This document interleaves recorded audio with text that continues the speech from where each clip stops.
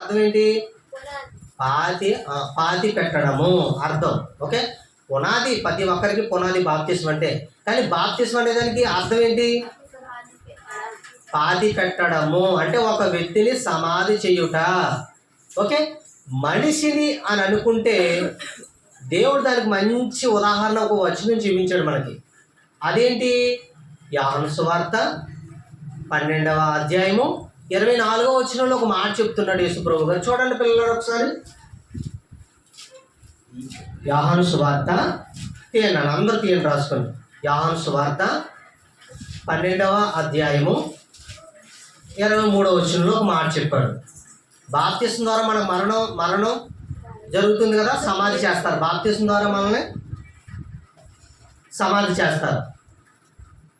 బాప్తిస్మం అంటే ఏంటి? నీటిలో మునిగొచ్చేస్తే నేను అంతవరకు పాపాలు చేసిన విడిచిపోయి అనుకోకండి, పొరపాటది. బాప్తిస్మం అనే రక్షణ ఎక్కావు నువ్వు, రక్షణనే వాడకి ఎక్కావు. ఎక్కినప్పుడు నీ ప్రవర్తన ఎలాగ ఉండాలి? ఏమంటే విశ్వాసం ఉంటే సరిపోద్దా? జస్ట్ విశ్వాసం ఉంటే సరిపోదు. విశ్వాసంతో కూడిన క్రియ ఉండాలి. మెయిన్ ఇంపార్టెంట్ క్రియ అంటే చేసే గుణము, ఇచ్చే మనసు, చేసే ఆలోచన, మాట్లాడే విధానము, వ్యక్తితో మాట్లాడే గుణము. నీలో దురాశ ఉండకూడదు. క్రియ అంటే ఏంటి? నీ దురాలోచన ఉండకూడదు. ఒక వ్యక్తికి చేశారని 10 మందికి సాటింపు చెప్పకూడదు. ఒక వ్యక్తిని ప్రేమించావంటే మనస్పూర్వకంగా ప్రేమించాలి. ఆ వ్యక్తికి హెల్ప్ చేసావనుకో, దేవునికి తెలుసు కదా. ఇంకో వ్యక్తికి చేయాలని చెప్పు, తప్పులేదు. ఇంకో వ్యక్తికి చేయాలని పోస్ట్ పెట్టు, తప్పులేదు. ఇచ్చే మనసు నేర్పాలి కానీ అడుక్కుండే మనసు నేర్పించకూడదండి. ఓకేనా పిల్లలారా? దేవుడు ఏమన్నాడు? దేవుడు ఆలోచన మనం నెరవేరుస్తున్నామా? ఓకే, ఒక మాట చూద్దాం, చదవండి. యోహాను సువార్త 12వ అధ్యాయము 23వ వచనం ఏమన్నా ఉంది అక్కడ? 24 నుంచి గోధుమ గింజ. ఓకే, గోధుమ గింజ భూమిలో పడి చావకుండిని ఎడల అది ఒంటిగా ఉండిపోద్ది. దీని భావం ఏంటో మనకి యేసుక్రీస్తు ఉపమానం రీతిగా ఆయన ఎంతో చెప్పాడు. మహాజ్ఞానం ఉందండి ఇందులో. ప్రతి ఒక్కరికి తెలుసుకోవాల్సినటువంటి మహాజ్ఞానం ఎక్కడ ఉంది. గోధుమ గింజ భూమిలో పడి సావకుండా ఉంటేది ఒంటిగానే ఉండిపోద్ది కదా. అది చచ్చిన ఎడల విస్తారముగా ఫలించెను. చూసారండి, విస్తారముగా ఫలించెను. ఒక గోధుమ గింజ అది భూమిలో పడి చావకుండిన ఎడల ఒంటిగానే ఉండిపోద్ది కదా. అది చచ్చిన ఎడల విస్తారముగా ఫలించును అన్నాడండి. ఇప్పుడు ఇక్కడికి వచ్చాం. ఇప్పుడు బాప్తిస్మం అంటే మరణ, సమాధి, పునరుద్ధానం. అంటే బాప్తిస్మం అనగా నేను ఏం చేస్తున్నారు చెప్పండి? పాతి పెడుతున్నారు. అంటే ఒక విత్తనాన్ని నాటుతున్నారు. పిల్ల అర్థమవుతుందా మీకు? అర్థమవుతుందా? బాప్తిస్మం అంటే ఏంటి? మరణ, సమాధి, పునరుద్ధానం.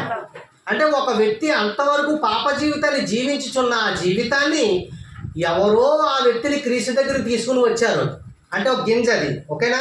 బాగా ఆలోచించండి.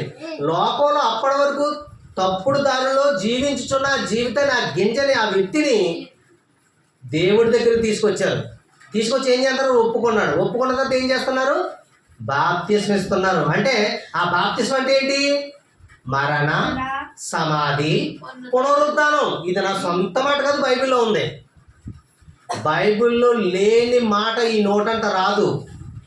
ప్రాణం పోయే వరకు లేని మాట చెప్తే ఏమవుతుందని బైబిల్లో రాయబడింది. ప్రకటన గ్రంథంలో అందులో ఉన్న రోగాలన్నీ నీకు ఇచ్చేస్తానన్నాడు దేవుడు.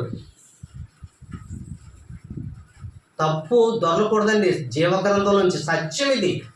వాక్యమే సత్యము, సత్యమే వాక్యము. యేసుక్రీస్తు వారండి. మనం ఏ డిగ్రీలు చదువుకోలేదు, బుర్రలో పెట్టుకున్నాం. ఎన్నో వాక్యాన్ని అంతా డౌన్లోడ్ చేసుకున్నాం. చెప్పడానికి వాక్యాన్ని కంఠస్థానం, చదువు అవసరం లేదు. చదువుతో పని లేదు, జ్ఞానం ముందు. అవునా పిల్లలారా? అవునా కదా? మీరు మాత్రం బాగా నేర్చుకోండి ఇంగ్లీషు. రాబో తరాలలో ఇంగ్లీష్లో చాలా అవసరం ఉంది మీకు. మాకు ఎలాగ అవ్వదు, ఇంకా మా జీవితం సరిసగం అయిపోయింది. మీరన్నా నేర్చుకోండి, బాగా ఇంగ్లీష్ నేర్చుకోండి. ఇంగ్లీష్ బైబిల్ చదవాలి, మీరు చదవండి. హిందీ ఇంగ్లీషు బాగా నేర్చుకోండి, మీకు అవకాశం ఉంది. ఓకేనా పిల్లరా? గోధుమ గింజ భూమిలో పడి చావకుండా ఉంటే అది ఒంటిగానే ఉండిపోద్ది.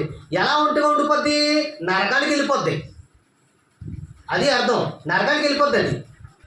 ఇంకా అక్కడ ఉండి ఏం చేస్తుంది? ఎవరికి ఉపయోగపడలేదు, అది ఒంటిగానే ఉండిపోయింది. కానీ అది భూమిలో పాతిన తర్వాత, పాత్రం అంటే బాప్తిస్మం తీసుకున్న తర్వాత, చూడండి పిల్లలు ఎంత ఆలోచన ఉందో. ఇలా ఎవరైనా మనం చెప్తున్నారా పిల్లలారా? చెప్పరు. ఎవరు చెప్తారు ఇలా? మన ఆత్మీయ తండ్రి జయశాలి గారు. ఒక్క చోటే జరుగుతుందండి ఇది, ఎక్కడ చెప్పరు. ఓకేనా? జాగ్రత్తగా ఆలోచించేయండి. గోధుమ గింజ భూమిలో పడి చావకుండిని ఎడల అది ఒంటిగా ఉండిపోద్ది. ఒకవేళ అది చచ్చిన ఎడల అంటే క్రీస్తును నమ్మి అంగీకరించి బాప్తిస్మం తీసుకుని పాతి పెట్టబడ్డ తర్వాత, మరలా లేచిన తర్వాత, లేచావు బాప్తిస్మం ద్వారా, మళ్ళీ కొత్త జన్మ ఇచ్చారు నీకు. కొత్త జన్మ ఇచ్చిన తర్వాత నీ జీవితం ఫలిస్తే విస్తారముగా ఫలించను, విస్తారముగా ఫలించను అన్నాడు. ఆ మాటలో అంత అర్థం ఉందండి. ఎవరో అలా ఎత్తుకుంటారని వదిలేస్తారండి. అలాగా గోధుమ గింజలు భూమిలో పడి చావుకుని నేల ఒంటుకొని చచ్చిన నేల స్థానం పడి అయిపోయింది. ఏదేనా? అది చచ్చిన ఎడల విస్తారంగా ఫలిస్తుంది. ఎలా చచ్చితే విస్తారంగా ఫలిస్తుంది అన్నది అవసరం లేదు. బాప్తిస్మం ఇచ్చారంటే ఒక వ్యక్తిని రక్షించి పరలోకానికి పునాది వేస్తున్నారు బాప్తిస్మం ద్వారా. అంతటితో రక్షింపబడుకోలేదు మనిషి.